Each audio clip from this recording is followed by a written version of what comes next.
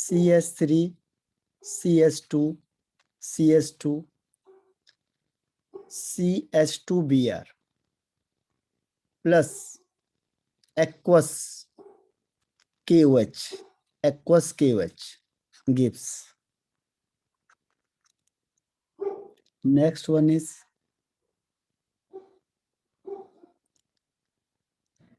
CH3 CH2 CH, यहाँ पे लिख दिया Cl, CH3 plus alcoholic KOH gives. Third one is CH3 CH2 C, यहाँ पे 2 Cl लगे हैं और ये है CH3 plus alcoholic NaOH gives. फिर ये जो प्रोडक्ट बनेगा इसमें NaNH2 और NH3. इसके बाद क्या बनेगा? जो ये प्रोडक्ट आएगा इसमें अगर हम ये डालेंगे NaNH2 और NH3 तो उससे क्या बनेगा? तो आपको हर एक का एक रोल आना चाहिए कि इसका रोल क्या है. बस यही सीखना आपने मेन, कि ये जो रोल है ये कहाँ पे लगेगा और ये करता क्या है. एक्वस केवस करता क्या है, एल्कोहलिक केवस करता क्या है, एल्कोहलिक एनओएच क्या करेगा, और इसके बाद जो प्रोडक्ट बनेगा वो किस रूल के बेस पे बनता है. फिर इसमें NaNH2 और NH3 को लिया हमने, इसका क्या काम है. बस मेन चीज है ये. अगर आप ये सीख गए तो ऑर्गेनिक केमिस्ट्री सीख गए आप. और मैकेनिज्म मैंने आपको बता दिया है. मैकेनिज्म और भी हम आगे कर सकते हैं कि कैसे कैसे ये होगा.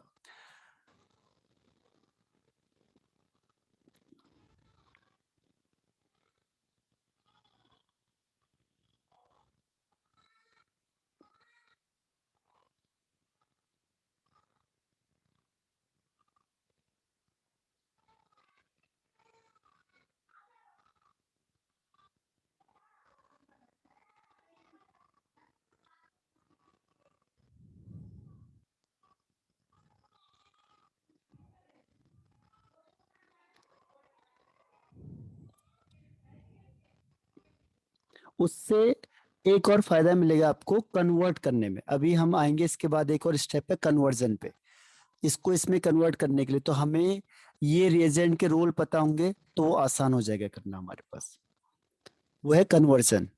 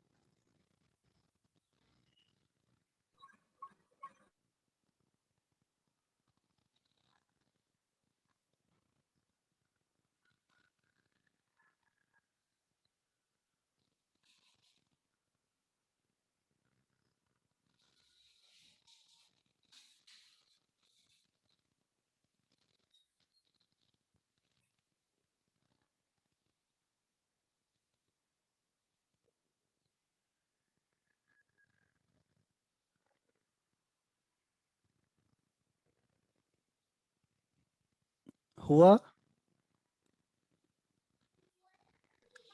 यस सर, हो गया। ओके, अब देता हूं मैं आपको स्पीड वाले क्वेश्चन। स्पीड, किसकी स्पीड फास्ट है, किसकी स्पीड स्लो है, ठीक है।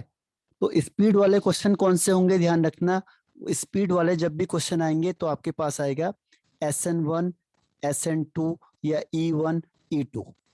तो इनमें से स्पीड वाले क्वेश्चन आते हैं। एक होता है हाइड्रोलाइसिस वाला। हाइड्रोलाइसिस किसको फॉलो करता है, SN1 को, ठीक है। क्वेश्चन क्या आएगा, बताओ rate of hydrolysis, rate of hydrolysis. तो हाइड्रोलाइसिस किसको फॉलो करता है, ध्यान रखना, SN1 को फॉलो करता है, ठीक है। तो बोलेगा कि रेट ऑफ हाइड्रोलाइसिस किसका ज्यादा है, अरेंज करो इसे, अरेंज। तो ध्यान रखना, अरेंज करने के लिए सबसे ज्यादा, कम और सबसे कम, ठीक। 1 2 3 कर लेना। तो पहला है इसमें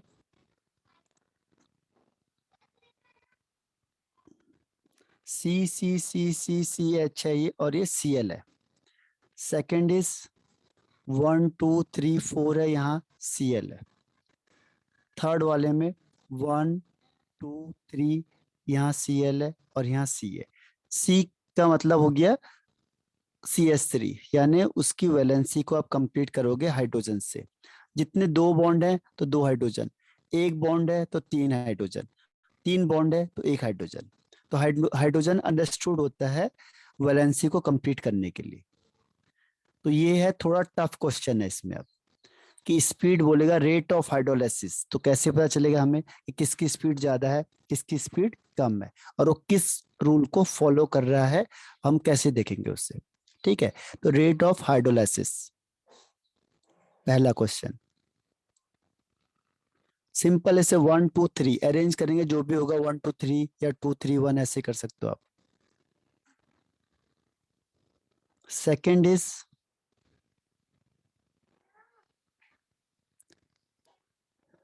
रेट ऑफ रिएक्शन SN1 के लिए,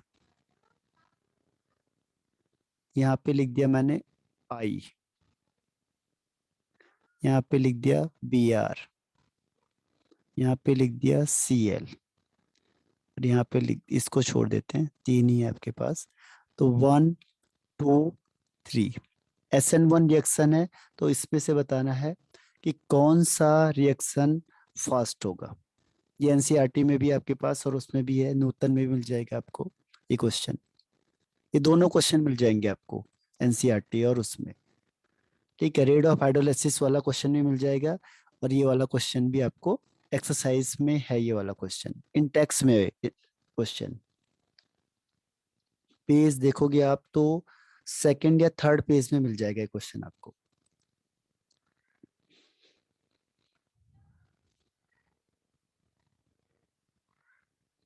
तो स्पीड का आपको मैंने बताया था SN1 में, SN2 में, E1 E2 में, कि किस बेस पे हम लोग स्पीड को चेक करते हैं, और हमें कैसे पता चलेगा कि कौन सी रिएक्शन SN1 है, कौन सी SN2 है, या कौन सी E1 है, कौन से E2 है, वो कैसे चेक करेंगे हम देख के।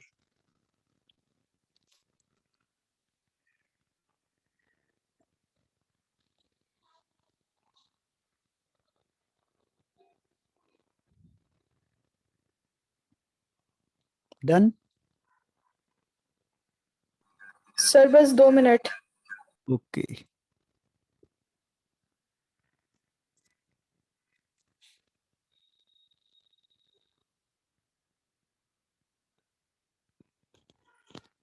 और फिर जैसे आंसर बताएंगे उसे याद करना है। तो आंसर आपको तभी याद होगा जब आप जितना अपने मन में उसको बार बार रिपीट करोगे। इसका आंसर क्या हो सकता है, उसे 10 बार। ये ऐसी है जैसे आप लोग एग्जाम में जाते हो, तो एग्जाम में आप क्वेश्चन को 10 बार पढ़ते हो, याद करते हो क्या रहा होगा, फिर जैसे ही कोई आंसर बताता है तो आपको एकदम से याद हो जाता हो। ऐसे ही यहाँ पे भी करना है कि क्वेश्चन को पढ़ना है, बार बार रिपीट करना है माइंड में कि इसमें क्या होगा, कैसे चेक करेंगे हम इसे। और जब आंसर होगा तो जैसे आंसर बताएंगे आपको उसका तरीका आ जाएगा कि हाँ इसमें हम ये चीज देखें। यस सर, हो गया। हो गया। Yes sir. ओके, नेक्स्ट है इसमें, देखो E1 के रिस्पेक्ट में कह रहा हूं मैं। E1 का मतलब एलिमिनेशन। अब E1 के लिए जो हम बेस यूज करते हैं वो कौन सा बेस होता है? Weak base.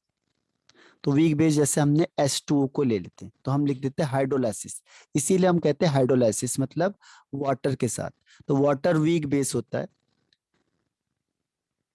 और ये एलिमिनेशन रिएक्शन देगा। तो यहाँ पे आपको ये बताना है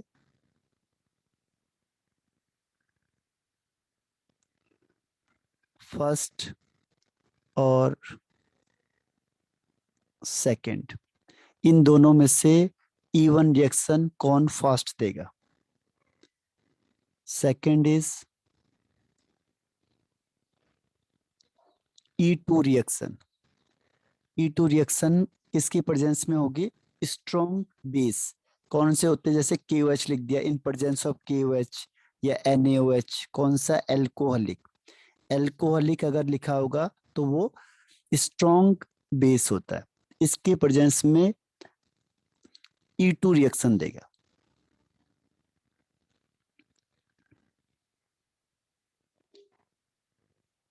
फर्स्ट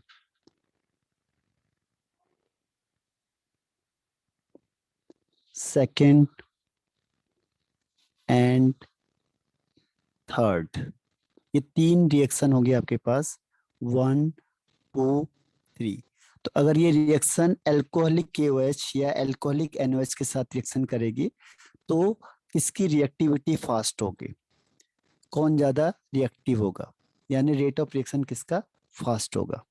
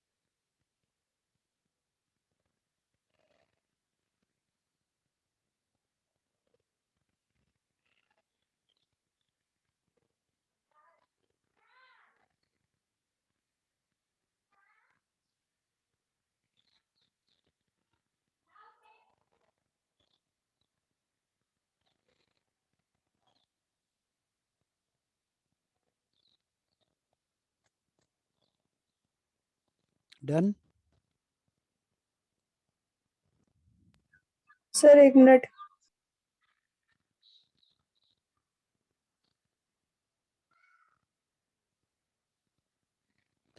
कौन सा चैप्टर कर रहे हो यामिनी? सर यही ऑर्गेनिक वाला। अच्छा, ये ऑर्गेनिक का। ऑर्गेनिक आप इवनिंग में पढ़ लो, एक बार रिवीजन कर लो इसे। शॉर्ट में आपको सारा रिवीजन करवा दूंगा। 7:30 से 8:30 में खत्म हो जाता है ये। अगर हम डीप में ना पढ़ेंगे इसे तो चैप्टर केवल 1.5 घंटे का चैप्टर है पूरा, क्योंकि ये बेसिक जो हम है वो उसमें नहीं आता है। आपकी बुक में बेसिक्स नहीं होते हैं, इसमें क्या होता है सीधा रिएक्शन रिएक्शन होती है बस। जैसे मैंने आपको ये बताया बस ऐसे ही होता है कि इसमें ये डालेंगे तो ये होगा, इसमें ये डालेंगे तो ये हो जाएगा। तो उसको याद करना पड़ेगा कि इसका रोल क्या है, इसका रोल क्या है, इस किसके बेस पे हम रिएक्टिविटी चेक करेंगे। ये आपको किससे मिलेगा? जो ये उसमें डायरेक्ट लिखा होगा, उसमें कोई रीजन नहीं होगा आपकी बुक में। आपकी बुक में सिर्फ ये होता है कि रिएक्टिविटी बता दो बस। तो उस रिएक्टिविटी के लिए, क्योंकि उन्हें पता है कि ये आपने 11th में पढ़ा हुआ है, इसीलिए वो 12th में नहीं बताते हैं। क्योंकि एनसीईआरटी क्या होती है, सीक्वेंस बेस्ड होती है ना। तो सीक्वेंस में क्या है कि 11th में उन्होंने सब कुछ दे रखा है, तो इसीलिए 12th में वो देते नहीं है।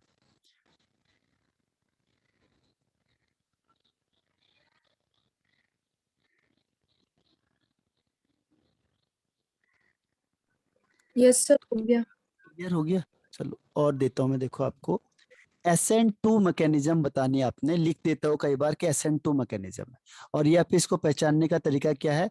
स्ट्रॉन्ग न्यूक्लियोफाइल होना चाहिए। स्ट्रॉन्ग न्यूक्लियोफाइल यही होते हैं, देखो NaOH KOH स्ट्रॉन्ग होते हैं, NaOH KOH या हाइड्रोजन, ये NaNH2 और NH3 ये स्ट्रॉन्ग होते हैं। तो इस केस में इससे पहचाना जाता है कि ये SN2 होगा सब्स्टिट्यूशन रिएक्शन में। तो यहाँ पे SN2 के लिए अब इस तरीके से है क्वेश्चन में 1 2 3 Cl, दूसरा Cl, तीसरा को ये 1, ये 2 और तीसरे में ये है 3। इसमें से बताना है किसकी रिएक्टिविटी फास्ट होगी।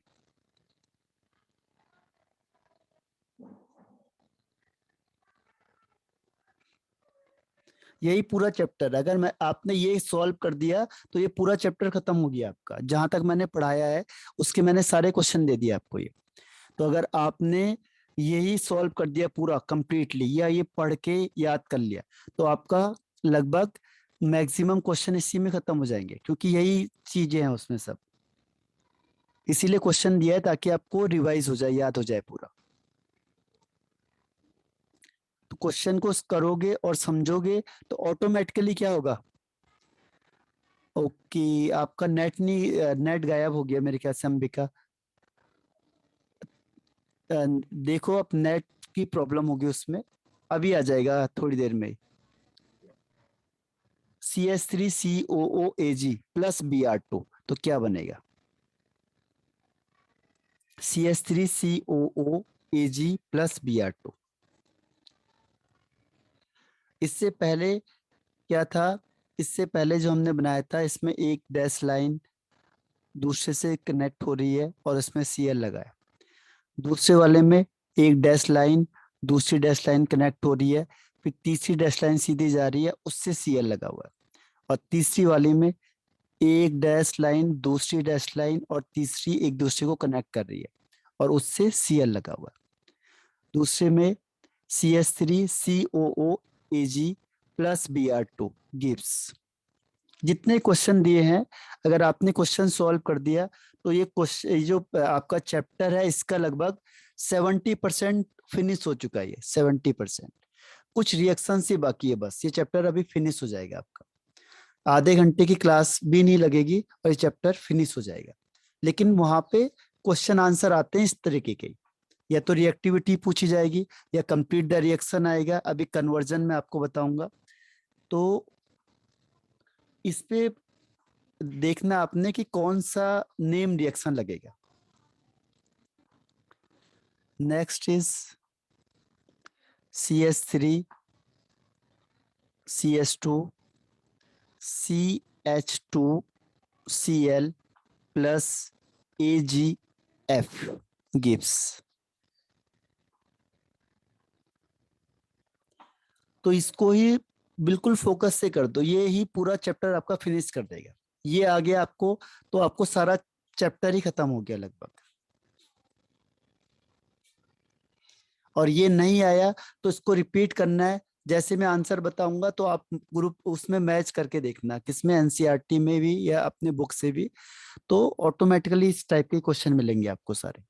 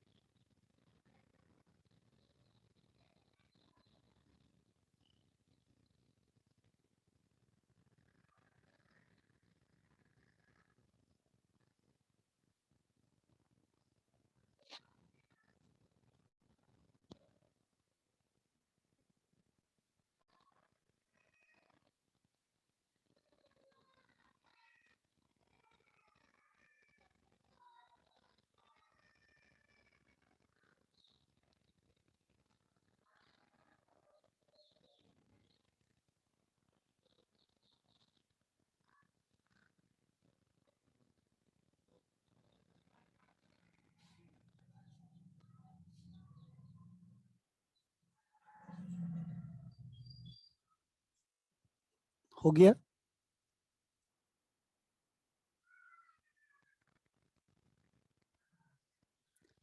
क्वेश्चन 1 में है आपके पास, इसको मैं इसका नाम बता देता हूं। इसका नाम है 2 क्लोरोप्रोपेन। पहला है 2 क्लोरोप्रोपेन और दूसरा इसमें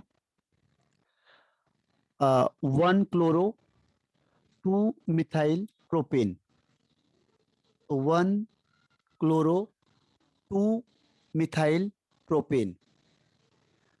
और तीसरे में है 2 chloro 2 methyl propane. 2 chloro 2 methyl propane. इसमें बताना है SN2 में किसकी रिएक्शन फास्ट होगी। SN1 SN2। एक आध मैकेनिज्म भी आती थी, लेकिन अभी मेरे ख्याल से ऑब्जेक्टिव है तो मैकेनिज्म का पूछा नहीं जाएगा। नहीं तो मैकेनिज्म भी जरूर आती है ऑर्गेनिक में। सर शायद मैकेनिज्म कटवा रखी है स्कूल में। है? शायद मैकेनिज्म कटवा रखी है स्कूल में। हाँ, वो इसीलिए क्योंकि ऑब्जेक्टिव में मैकेनिज्म को दे नहीं सकते ना, नहीं तो मैकेनिज्म वैसे पूछी जाती थी। लेकिन मैकेनिज्म से आपको क्या होता है, कॉन्सेप्ट का पता चलता है कि इसमें क्या चीज बन रही है और इसमें इसे कैसे सॉल्व करना है।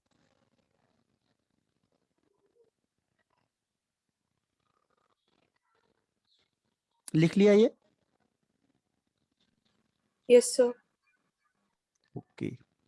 एक आध और क्वेश्चन देता हूँ, इससे पूरा सॉल्व करोगे, जितना मैंने अभी तक पढ़ाया आपको ये सारा कवर अप हो जाएगा ऑलरेडी। फिर हम डिस्कशन करेंगे इसमें कि कहाँ पे आपने सही किया है या गलत किया है, तो और कौन सा रूल कहाँ पे लगेगा।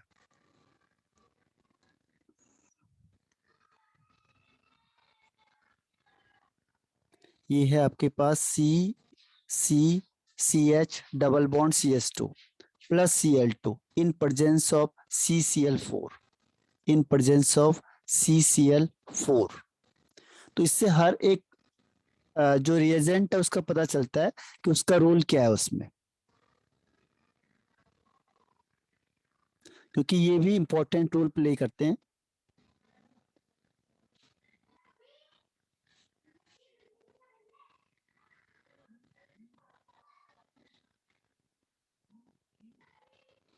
ये वाला ट्रिकी क्वेश्चन है जो मैं ये दे रहा हूं अब।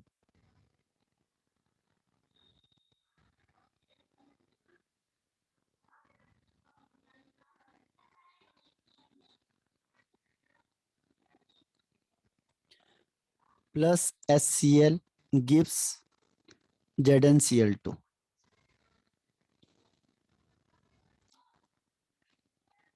इसका आंसर कुछ और आएगा, दिखने में कुछ और है लेकिन आंसर कुछ और आएगा इसका। तो ये क्वेश्चन है आपके पास, इसको सॉल्व कर दिया आपने तो ये जितना मैंने पढ़ाया है वो आपका सारा कवर अप हो चुका है। नहीं हुआ है तो फिर हम इसको डिस्कशन करेंगे कि कौन कौन सी चीज आपको कहाँ पे मिस हो गई है। तो मैंने रूल भी डाल दिया इसमें, Markovnikov rule, anti Markovnikov rule, सेटजेफ rule और नेम रिएक्शन भी आ गए हैं। एक और देता हूं मैं, CH3CH double bond CH3 plus HCl gives peroxide।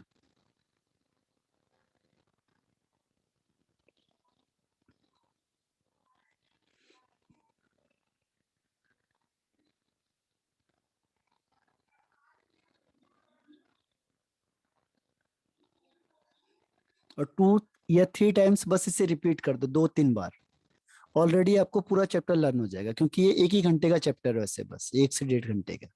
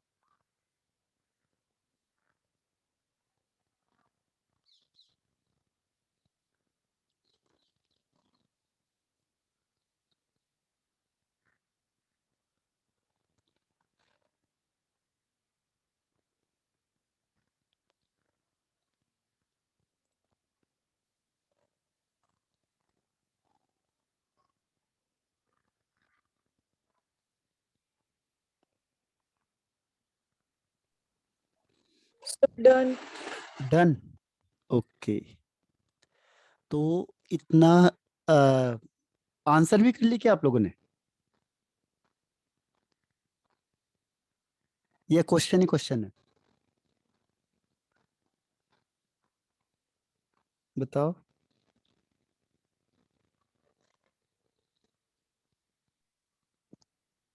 Sir answer कर लिए, थोड़े से बचे हैं बस। ओके, तो इसमें ये चीज का ध्यान रखना है बस, कौन सा रूल कहाँ पे लग रहा है और नेम रिएक्शन कौन सी है, क्योंकि नेम रिएक्शन तो हर साल पूछा जाता है, चाहे वो कंप्लीट द रिएक्शन हो या किसी ना किसी टर्म्स में वो क्वेश्चन आता ही आता है। और अब तो आपके पास दो ही चैप्टर हैं, तो दोनों में से जितने नेम रिएक्शन है उससे आना ही आना है, फिक्स है।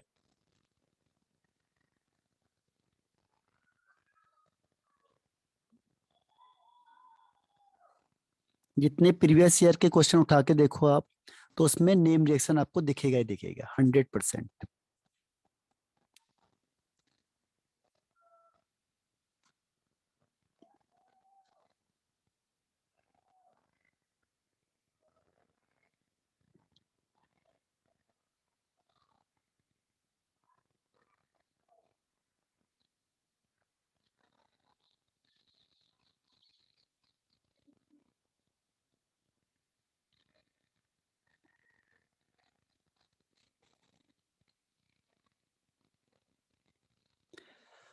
तो एक काम करो आप, मुझे इसके बाद ये लगभग कितना टाइम लगेगा आपको? 4-5 मिनट और लग जाएंगे?